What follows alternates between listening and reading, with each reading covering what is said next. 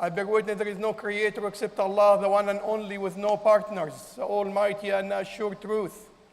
I bear witness that Muhammad, peace be upon him, is a servant and messenger of Allah. We send regard and blessings to Abu Bakr, Umar, Uthman, and Ali, and all the righteous companions who follow them with goodness to the day of judgment, my dear brothers and sisters of Islam. Our talk today, inshallah, is about obedience of the youth to their parents in submission to Allah's commands as it was revealed in the Quran. Guidance, boundaries that was clarified in details in the Quran to be an example for all of us. We will talk about how unconditional and the unwavering resolve of the Muslim youth should be in their submission, believing and surrendering their soul for Allah's sake. Obedience to parents in obedience to Allah. Obedience to parents in fulfilling obedience to Allah. All that will be through verses from Surah As-Saffat. We start by following the journey of the Prophet Ibrahim as he went out migrating from Iraq to Asham, which is the area of Palestine, Lebanon, and Syria. After he destroyed the ideals of his people, and they punished him by throwing him in the fire. The Prophet Ibrahim announced his migration when he said, "I will go to my Lord. He will surely guide me." Trust of a prophet in his Creator made him migrate with full confidence that Allah's will pursue and Allah's will guide him. As Ibrahim was about to leave his homeland, he supplicated to Allah, hoping to be blessed with a supporter and a helper. He wasn't his own. He was hoping his support would be from his offspring. He directed his prayer to Allah directly. He didn't wish. He actually physically asked Allah for help. He said, "My Lord, grant me offspring from the righteous." Not any offspring of the righteous. You have to be intentional what you seek and what you pray for, fully aware that Allah the Almighty will fulfill your needs. The answer came with the good news when Allah subhanahu wa ta'ala said in verse 101, Surah As-Saffat, "So we gave him the good news of a forbearing boy," and that was the Prophet Ismail. We can try to imagine the happiness of the Prophet Ibrahim after being separated from his family to receive the gift of a new family member, starting with the Prophet Ismail. And Allah subhanahu wa ta'ala, in his wisdom, described that son with the word Halim, which is in English, have many meanings and can be translated as patient son, forgiving son, tolerant son, lenient, merciful.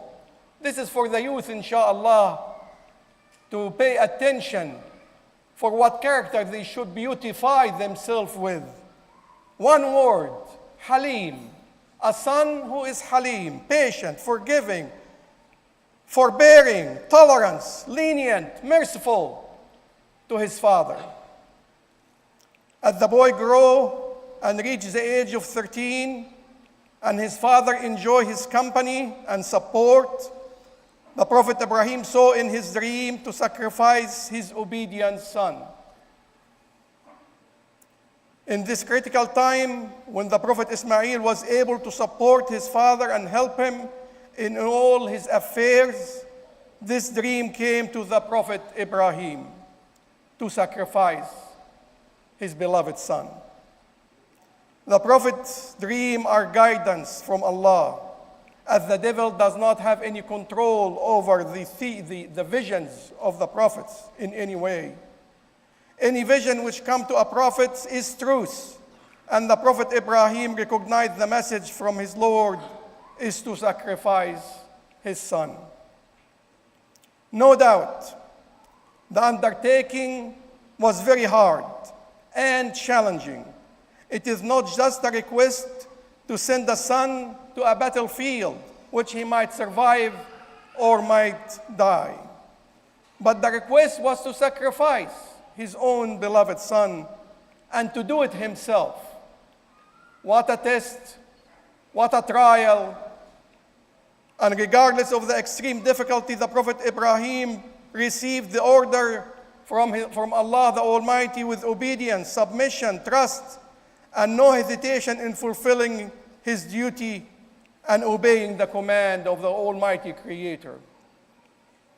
The Prophet Ibrahim had the power to fulfill what he was commanded in a hurry, sacrificing his son without his consent.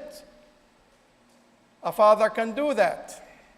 But the Prophet Ibrahim wanted to share the matter with his beloved son, as he wanted him to experience the same test, the same difficulty, and the sweetness of the obedience and overcoming these difficulties, regardless how extreme it is.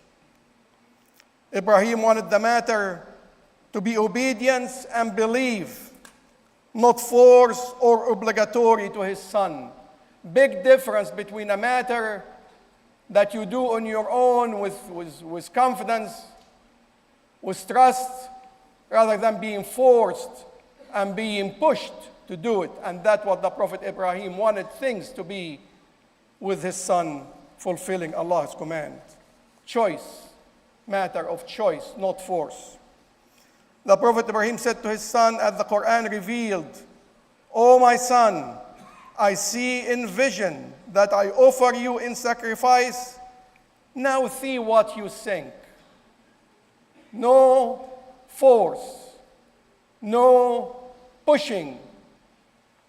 Children do not like to be pushed. No one likes to be pushed. When you do things out of belief and faith, it's very simple, it's very easy, and it is very enjoyable. This is how the father explained the task to his son, as if he shared with him a common and an easy task which a father and a son commonly encounter. He asked him to take his time thinking about it, so his answer would be with complete awareness and understanding. The father was very sure of the moral fiber of his son, faith and obedience of a son to his father in action. The Prophet Ibrahim was sure his son would wish to gain the blessings and the acceptance of Allah as if he had, without any doubt. He would not share the issue with his son from the start. If the Prophet Ibrahim wanted things to be a matter of fact, commands and order without acceptance of the soul, he would not even ask. But again, that's not the way or the path the Prophet Ibrahim chose raising his son. What was the young boy's answer and response receiving such an extreme request? We find him ascending to the highest level of obedience as his father did before him, submitting to Allah's command, saying, "O my father, do as you commanded. You will find me if Allah's will, one practicing patience and faithfulness." We do not refer any success to ourselves. It is a guidance, it is help preordained from all Almighty Creator. We do our part, but the success or failure is preordained. But we have to study, we have to do our part before Allah grant us what we want. With obedience, submission, acceptance, and complete trust, the son talked to his father with calmness and love, without losing his composure or his manner, considering the seriousness of the request. Being a true believer in Allah and His Prophet, Ismail knew, as every believer knew, that the vision of the Prophet are guidance from Allah, and Allah's order must be fulfilled. Ismail was referring to all of that when he said to his father, "Do as you are commanded." Ismail showing his submission to Allah the Almighty, asking for His help, relying on Him for strength, and the will to accept the prospect of being sacrificed when he said, you will find me, talking to his father, you will find me, if Allah so wills, one practicing patience and faithfulness. He sought help. He asked for help. He asked for patience and fulfillment of the command that he'd been given. The Prophet Ismail, with these words, associated and returned all the blessing and the strength to Allah. He was not taking credit, being 13 years old, accepting what Allah has commanded.